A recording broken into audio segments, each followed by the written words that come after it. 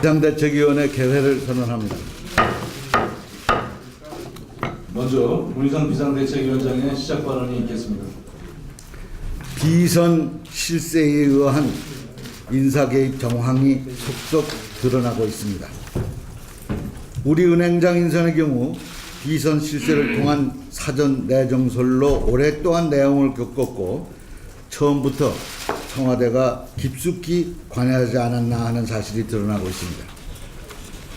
정윤회 씨 외동딸의 승마 특기생 수시 합격에 대한 국민적 의혹도 눈덩이처럼 커지고 있습니다. 그럼에도 불구하고 청와대가 지라시라고 단정 지으며 수사 지침만 계속 제시하고 있는 형국입니다. 이 문제의 핵심은 비선 개입에 있고 그 숱한 인사 참사의 배후가 누구냐는 것입니다. 대통령의 수사 지침은 법치주의를 흔드는 것이며 청와대 비서실장과 비서관들의 언론에 대한 고소 남발은 언론의 재갈을 물리는 격입니다. 법치가 흔들리고 언론이 숨죽이면 대한민국에서 민주주의가 설 땅은 없습니다. 이것은 새로운 형태의 권위주의자라고 저는 생각합니다. 안타까운 것은 집권 여당의 보신주의입니다. 대통령의 아닌 것은 아니다, 잘못된 것은 잘못됐다라고 말하지 못하고 용비어천가만 부르는 것이 바로 보신주의입니다. 집권당의 침묵은 결국 비선실세 국정농단의 공범을 자인하는 것이라는 것을 다시 한번 엄숙히 경고합니다. 오늘 양당 대표와 원내대표 간 회동이 있습니다. 사자방 국정조사, 비선 논란, 정개특위, 개헌특위 구성 등 국회가 해결해야 될 현안이 산더미 같습니다. 국민 걱정 드리는 것이 정치의 시작입니다. 새누리당이 책임있는 여당의 모습을 보여주기를 바랍니다. 우리 당도 국민 걱정 덜어드리기 위해서 최선을 다할 것입니다. 오늘은 세계 인권선언의 날입니다. 마침 어제 제야 시민사회 종교계 원로분들이 찾아오셨었습니다. 한평생 민주주의와 인권을 위해서 헌신해 오신 분들입니다. 통합진보당 정당 해산에 대한 헌재 결정이 임박한 상황에서 해산 반대 입장에 서줄 것을 강력히 요청하셨습니다. 저는 통합진보당의 강령에 찬성하지 않고 이석기 의원의 언행도 시대착오적이라고 생각하는 사람입니다. 그 당시 황당무계하다는 표현으로 저는 글을 쓴 적이 있습니다. 그러나 정당 해산 결정은 선진 민주주의 국가에서는 그 전례가 없는 것입니다. 양심의 자유, 표현의 자유, 언론 출판 집회 결사의 자유 등은 한마디로 말하면 아니오라고 말할 수 있는 비판의 자유를 의미하는 것입니다. 인간으로서의 존엄과 가치 실현을 위해서 꼭 있어야 할 권리인 이유입니다. 모든 국민의 100% 대통령을 약속했던 청와대와 정부는 국민 통합은커녕 이분법과 진영 논리에 매몰되어서 반대 또는 비판하는 사람이나 단체를 모두 적으로 돌려가고 있습니다. 적으로 몰아가고 있습니다. 나와 생각이 다르다고 해서 배척하는 것은 민주주의가 아닙니다. 프랑스의 사상가 볼테르는 나는 당신의 의견과 다르다, 하지만 나와 다른 의견을 말할 수 있는 당신의 자유를 위해서 언제나 죽을 수 있다 라는 말로 민주주의의 핵심은 비판의 자유라고 주장했습니다. 마틴 니물러 목사는 그들이 나를 잡아갈 때라는 시에서 이렇게 말했습니다. 나치가 공산주의를 잡아갔을 때 나는 침묵했다. 나는 공산주의가 아니기 때문에. 그들이 유태인들을 잡으러 왔을 때 나는 아무 말도 하지 않았다. 왜? 나는 유태인이 아니기 때문에. 그들이 나를 잡으러 왔을 때 나를 위해서 항해해 줄 이들은 아무도 남지 않았다. 대한민국의 자유민주주의와 인권 수호의 입장에서 헌재의 현명한 결정이 꼭 이루어지기를 간절히 바랍니다. 이상입니다. 예, 다음은 오일근 원내대표의 발언이 있겠습니다. 네, 문희상 비대위원장께서도 말씀을 하셨습니다만 오늘은 세계인권선언 66주년이 되는 날입니다. 우리나라는 지난 2004년 국가인권기구 국제조정위원회에 가입한 이후에 줄곧 A등급 평가를 받아서 인권국가로서의 국제적 위상을 더 높여왔습니다. 그러나 이명박 정권에서 현병철 위원장을 임명하면서부터 지금까지 영급 후 등급 보류 판정을 받아서 국가적 망신을 사고 있습니다. 인권국가를 지향하는 우리로서는 부끄러운 일이 아닐 수 없습니다. 박근혜 대통령도 그러한 현병철 인권위원장을 유임시켜 오늘에 이르고 있습니다. 이 정권의 불통 인사까지 겹쳐서 대한민국은 지금 인권의 위기를 맞고 있습니다. 지금 우리 사회 곳곳에는 인권의 사각지대가 그대로 방치되고 있습니다. 여성, 노약자, 장애인 등 사회적 약자들이 노동기본권, 사회보장권, 교육권 등을 침해받는 사례가 끊이질 않고 있습니다. 세계인권의 날을 맞아서 정부는 사태의 심각성을 다시 인식해야 할 것입니다. 인권뿐만이 아닙니다. 박근혜 정부의 일방통행식 국정운영에도 이미 빨간 경고등이 들어왔습니다. 최근 박근혜 정부 국정운영 평가에 대한 여론조사 결과가 예상했던 대로 1년 만에 대통령에 대한 긍정평가는 11.5%나 줄어들었고 부정평가는 그만큼 올라갔습니다. 이런 결과는 박근혜 대통령의 불통과 독선적인 국정운영에 기인하고 있다는 판단입니다. 그럼에도 불구하고 박근혜 대통령은 정윤회 게이트 수사 가이드라인 지시, 공무원연금법 연내 처리 주문 등 일방통행식 강경 드라이브를 걸고 있습니다. 안타깝습니다. 엊그저께 한 여론조사에서 박 대통령에 대한 국정 지지도가 39.7%까지 떨어졌다고 밝혔습니다. 이제 국민이 박근혜 정권을 걱정해야 할 수준입니다. 이제라도 국정을 합리적으로 운영하라는 국민의 경고를 박근혜 대통령 겸허하게 수용해야 할 것입니다. 박근혜 대통령의 제왕적 대통령제 폐해 극복 지금부터라도 시작해야 합니다. 어저께 국회 헌정기념관에서 개헌 추진 국민연대 출범식이 있었습니다. 저도 어저께 주제 강연을 하고 왔습니다만 본격적인 범국민 개헌운동이 시작된 것입니다. 제왕적 대통령제의 폐해단을 해소를 목표로 출범한 개헌 추진 국민연대가 성공을 거두길 기대합니다. 여야 정치권과 대통령, 시민사회단체 등이 머리를 맞대고 대한민국 장래를 위한 개헌 논의를 이제는 본격적으로 시작해야 할 때입니다. 더 이상 늦출 수 없는 정체절명의 과제입니다. 마지막으로 오늘 여야 당대표와 원내대표 회동이 있습니다. 오늘 오후 3시 아마 본청에서 있을 것으로 생각됩니다. 다음 주에는 또 임시국회가 시작됩니다. 새정치민주연합은 청와대를 둘러싼 비선 실세 논란 의혹을 해소하고 민생을 해결하기 위한 임시국회를 만들도록 하겠습니다. 어떤 일이 있어도 올해 중에 소위 사자방에 대한 국정조사는 반드시 결정을 해야 됩니다. 오늘 오후 열리는 2+2 회담에서 이러한 국정현안에 대한 새누리당의 확실한 답변이 있기를 기대합니다. 이상입니다.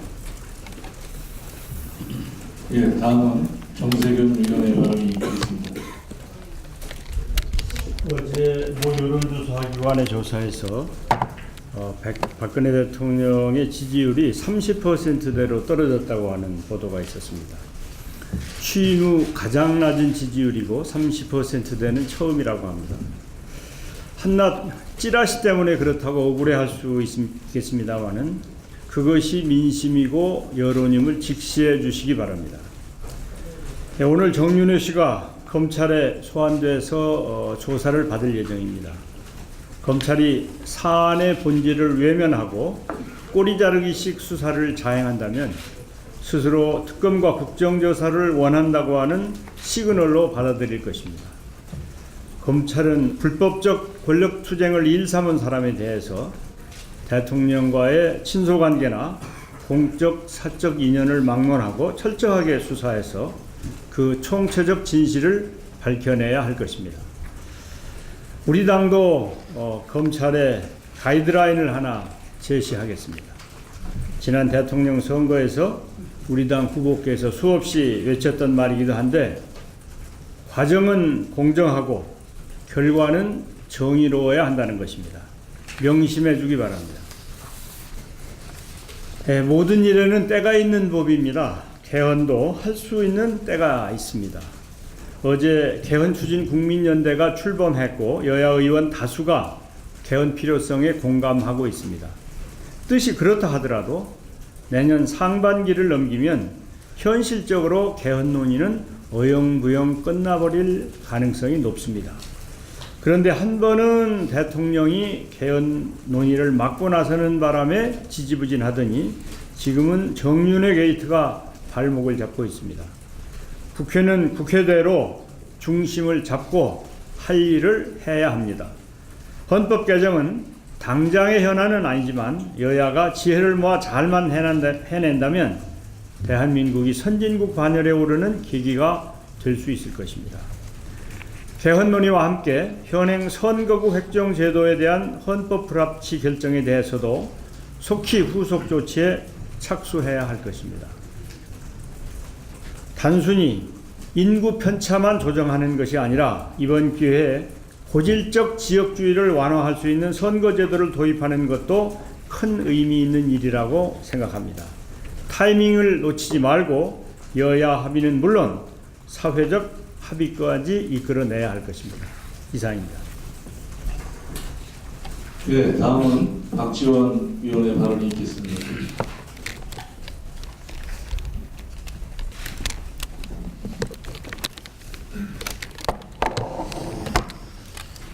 오늘 모든 국민의 시선은 검찰로 향하고 있습니다.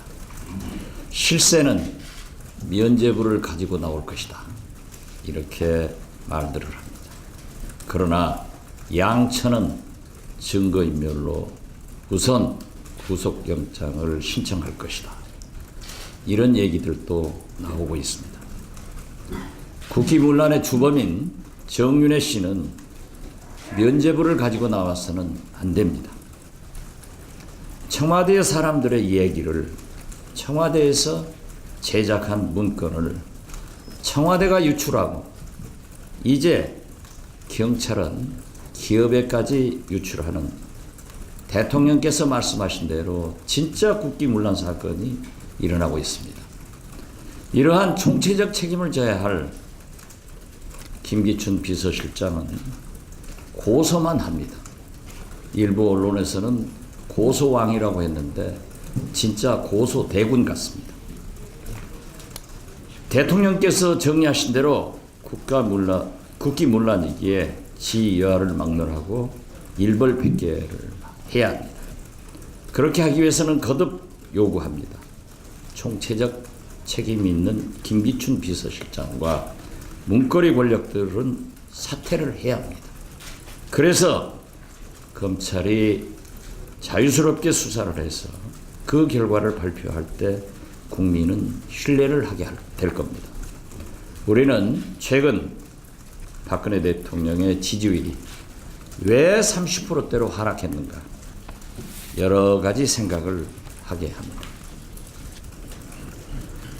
가계부채 증가가 우리 경제에 적신호를 보내고 있습니다.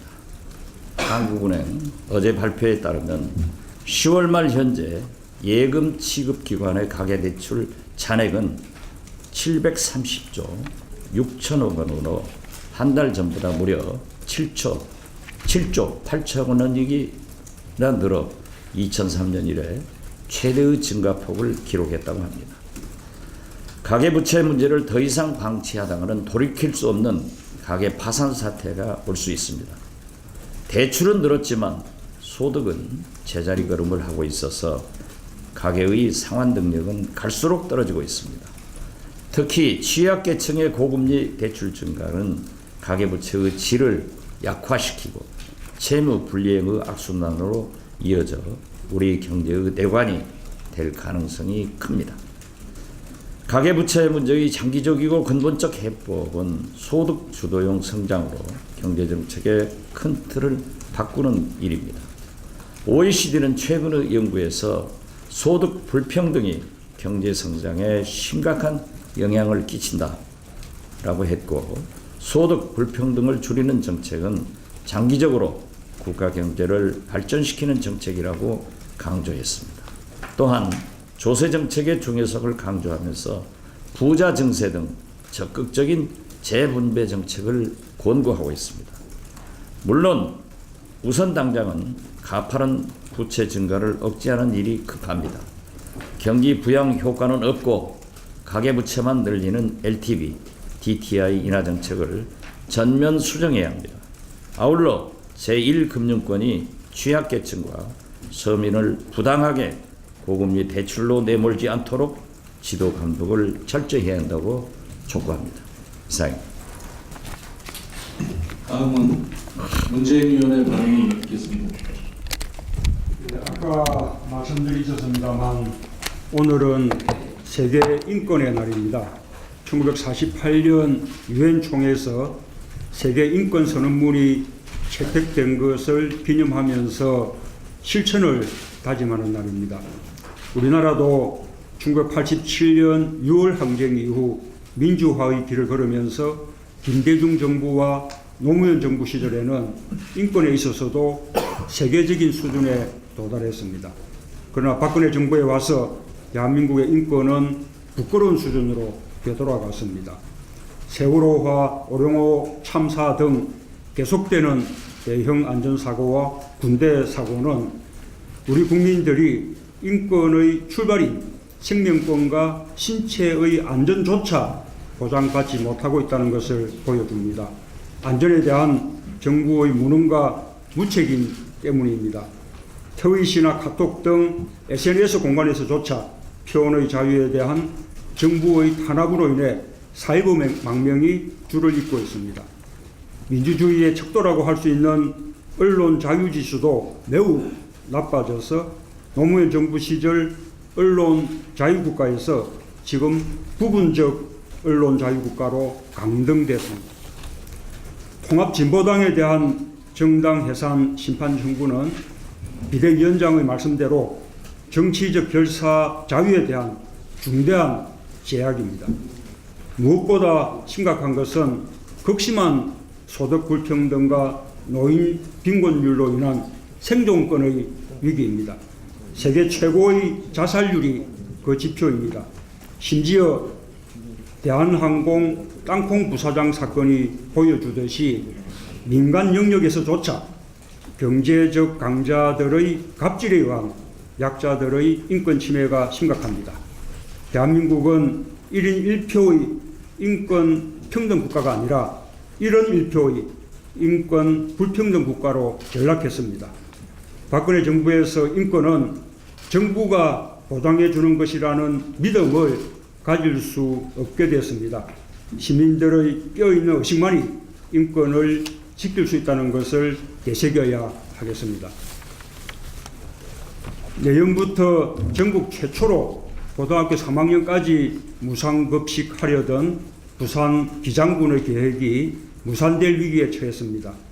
부산에서 유일하게 무소속인 오규석 군수는 어려운 재정 형편 속에서도 군수 업무 추진비와 축제비 등을 대폭 줄여서 중3까지 하고 있던 무상급식을 내년부터 고3까지 확대할 계획을 발표했습니다. 무상급식은 책불상과 같은 의무교육 환경이다 라는 것이 그 이유였습니다. 그런데 새누리당이 주도하는 군의회 예결산 특위가 관련 예산 20억 원을 전액 삭감했습니다. 교육경비보조금 심의위원회에서는 찬성했던 새누리당 의원들이 태도를 바꾼 것입니다. 기장군수와 지역 언론은 새누리당 지역 국회의원이 배후에서 개입했다는 의혹을 제기하고 있습니다. 새누리당은 정치적 목적 때문에 아이들의 밥그릇을 빼앗으려 해서는 안 됩니다.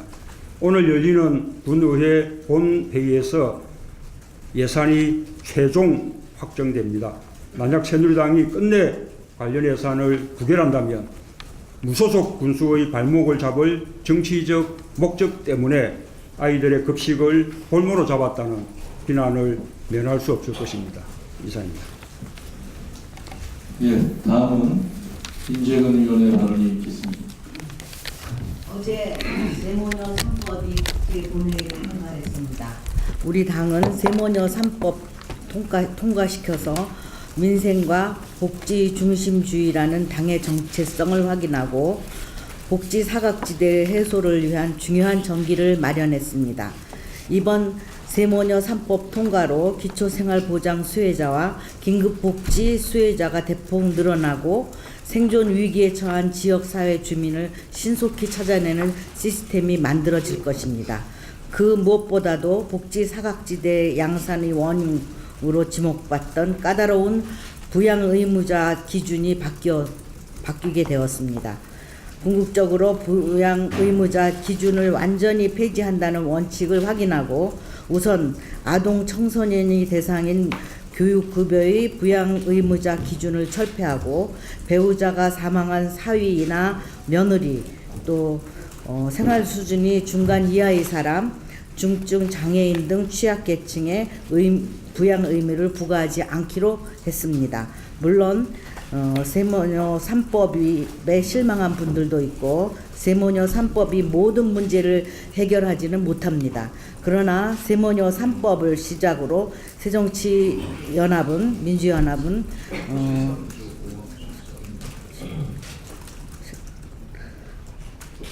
당 이름 헷갈려가지고 우리 당은 이렇게 훨씬 나은 것 같아요. 복지 대장정에 나섰습니다. 복지 국가를 완성하는 그날까지 우리 당은 멈추지 않을 것입니다. 그리고 세모녀 3법은 우리 당의 창당 정신이자 영원한 초심이 될 것입니다. 이상입니다.